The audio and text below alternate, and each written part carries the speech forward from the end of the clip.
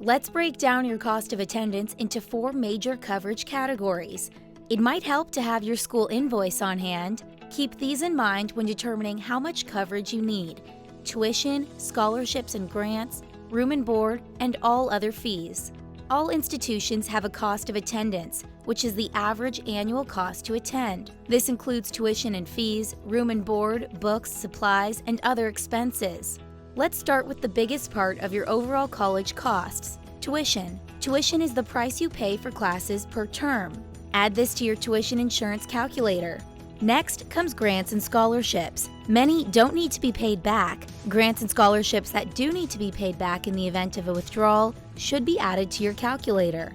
Now, take note of how much room and board costs. Generally, this is considered on-campus student housing that's accompanied by a meal plan. Our coverage extends to cover off-campus housing as well. Add this expense to your calculator.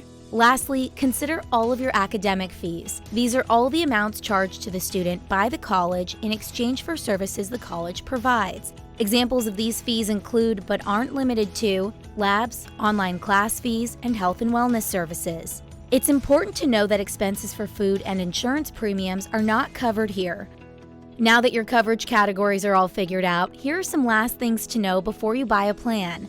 Consider how you pay. These coverage categories mentioned are non-refundable, meaning the amounts are owed to the school, government, or bank. For example, if you're paying for your tuition or room and board with a student loan, you're responsible for paying that back. So loans would be something to consider for coverage. When determining the amount of coverage you need, you shouldn't include items that you're not responsible to pay back.